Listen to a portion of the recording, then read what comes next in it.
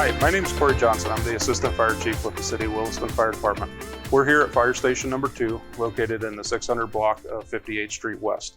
The City of Williston has invested greatly in fire protection services over the last 10 years, with us now having 3 fire stations located within the city. Station 1 being in the 300 block of 11th Street West, Station 2 here in the 600 block of 58th Street West, and Station 3 in the 3300 block of 37th Street West. We also operate a fire station out of the Williston Basin International Airport, XWA. Our stations are strategically located around the city so that we can respond promptly to any emergency that arises. Currently, we run a little over 5,200 calls per year, with about 15 to 20% of those calls being fire-related emergencies. In addition to fire protection services, we have also learned that the best way to reduce fire loss and injury related to fire is through fire prevention, which is why the Williston Fire Department operates a fire prevention division. Our Fire Prevention Division performs community risk assessments throughout the community, plans reviews for new construction coming into town to make sure that fire prevention and fire safety systems are considered during construction phases, and also is in charge of public education throughout the community on behalf of the Williston Fire Department. That is also why this year the Williston Fire Department has partnered with the National Fire Protection Association and the United States Fire Administration to join the annual Fire Prevention Week public education campaign, with the theme that cooking safety starts with you. The United States Fire Administration, through data collection, has determined that cooking fires are the leading causes of fires across the nation. The Williston Fire Prevention Division also investigates fires throughout the community that we respond to. We have found that our data is similar to that obtained by the United States Fire Administration, that cooking fires is the leading cause of residential structure fires in our community, which is why we have joined this campaign with the National Fire Protection Association to promote education to reduce risk associated with home cooking fires. National Fire Prevention Week is October 8th through the 14th. The Williston Fire Department Fire Prevention Division is headed by our Deputy Fire Marshal, Knapkewicz, who is now going to go over some home fire safety prevention tips related to cooking fires. Hello, my name is Knapkewicz, and I'm the Deputy Fire Marshal for the Williston Fire Department. In conjunction with Fire Prevention Week's theme of Cooking Safety Starts With You, we'd like to talk a little bit about cooking safety within the home and then also fire safety for your family. Let's take a look at a typical kitchen setup. You want to make sure that you don't have any combustible materials, anything that can catch on fire, stored on your stovetop. So we always like to make sure you remove those, especially when it comes to spices or other things. Never have them on the stove, even if you don't think you're going to use the back burner. Also, while you're cooking, always have that handle turned over to the side. That prevents any fingers or any curious animals from hopping up and touching this or pushing it off of the burner.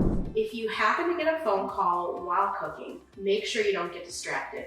You can turn off your burner if you're planning to leave the room, or just sit down at the kitchen table so you can take your phone call. If you do get distracted and experience a kitchen fire, it's extremely important to know what to do. There are several options. First being making sure you put the lid, a tightly fitting lid, over the top of your pan.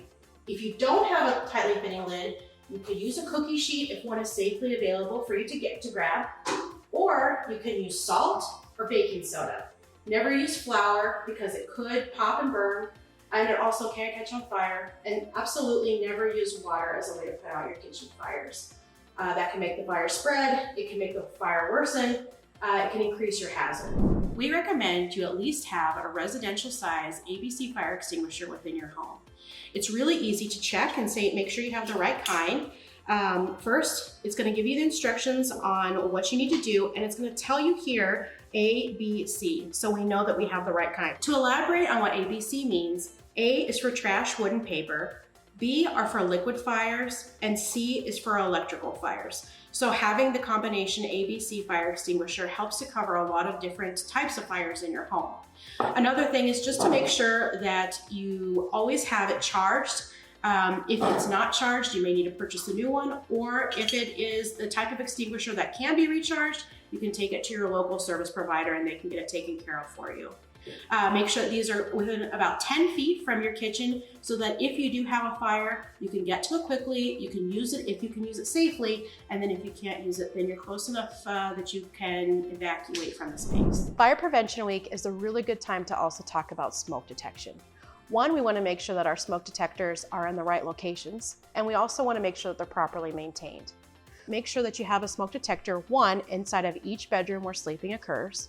You want to have one in the hallway leading to those bedrooms. And then if you don't have any sleeping on that floor, at least have at least one smoke alarm on each one of the floors of your home. It's not going to be beneficial if it's not powered. Make sure that you have a good working battery inside of your smoke alarm and test it every single month. To make sure your smoke alarm is working properly, use the test button to check it each month, and then also change your batteries with each time change in the year. One other really important thing to remember is to make sure that your smoke alarm isn't too old. Check on the back of it and it will give you the born on date. If it's been 10 years, you should throw that smoke alarm away and buy a new one. Smoke alarms are only good for 10 years. We really appreciate you spending time with us today. If you have any questions about fire safety, please feel free to give us a phone call at 701-572-3400. We also have a City Williston Fire Department Facebook page, and we also have a city website at wfdems.com.